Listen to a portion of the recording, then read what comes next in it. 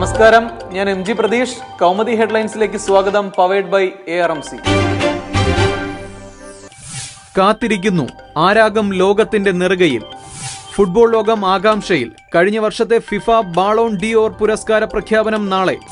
അവസാന റൗണ്ടിൽ 3 സൂപ്പർ താരങ്ങൾ.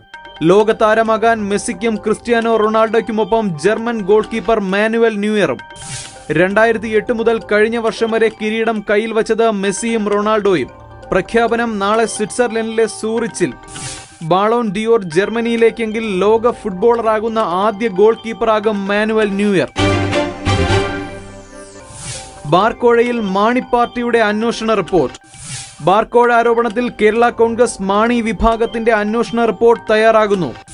ബാർ അസോസിയേഷൻ നേതാവ് ബിജു രമേശ് മന്ത്രി മാണിക്ക് 1 കോടി നൽകിയെന്ന ആരോപണത്തിന് പിന്നിൽ കോൺഗ്രസിലെ ഒരു വിഭാഗത്തിന് പങ്കെന്ന് കണ്ടെത്തൽ.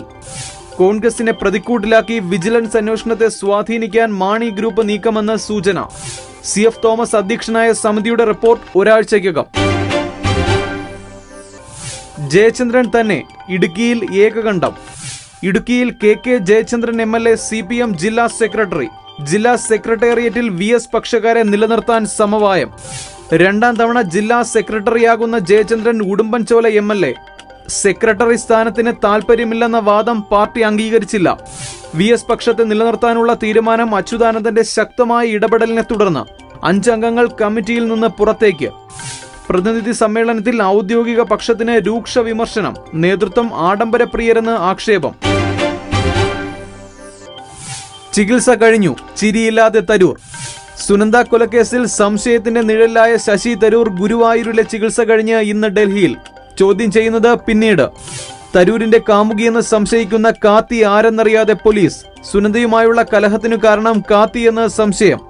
തരൂരിന്റെ സഹായി നാരായൺ സിംഗിന്റെ ഹിമാചലിലെ വീട്ടിൽ പരിശോധന. ഇയാളെ നുണപരിശോധനയ്ക്ക് വിധേയനാക്കാനും ആലോചന.